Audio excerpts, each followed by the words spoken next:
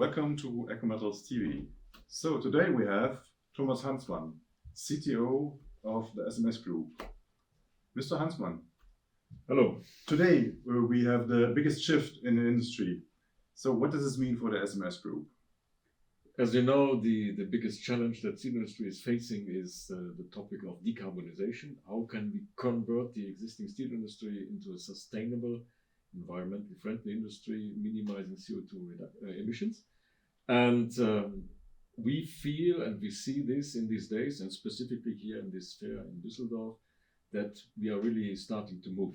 And we have the luck as SMS Group that we can participate now in two key projects, lighthouse projects, which are showing the different possibilities that we have in terms of technology, how to contribute real to the turning metals green story, and to build, with the example of H2 Green Steel in Sweden, the real very first green steel plant, where we have the possibility to minimize emissions to the absolute minimum you can ever imagine. Talking about lighthouse projects, so what lighthouse project you have? You mentioned H2 Green Steel, yes.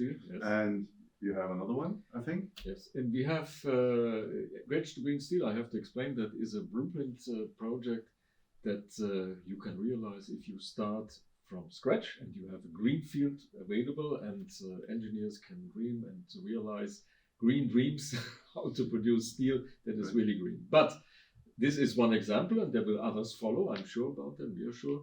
But it's not a solution for the existing steel industry that they cannot scrap the existing infrastructure. We have to find solutions for existing plants and what can we do in order to help them to convert into this direction. This is the second lighthouse project you were mentioning, which we will realize here in Duisburg with ThyssenKrupp Steel, where we have a shifted and adopted flow sheet that is also based on direct reduction with a different melting technology that will help Thyssen to replace the first blast furnace with a more CO2 friendly production way.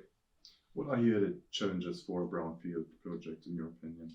The problem is that you cannot start, as I mentioned, you cannot tear down everything and build new. This is not possible. So you have to have a transition. This is stepwise. And if you want to do this, making progress in terms of CO2 reduction, but on the other hand, continuity in quality of products, continuity in production, you have to find a compromise. And the compromise here in Thyssen was to accept that we have a direct reduction that is still producing pig iron and not green steel immediately, so that the change in the flow sheet for the steel plant is limited, because all the downstream equipments can be used as before.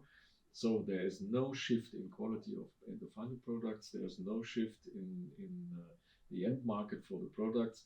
And I think this is a first step for an integrated steel plant to move into this direction, and others have to follow.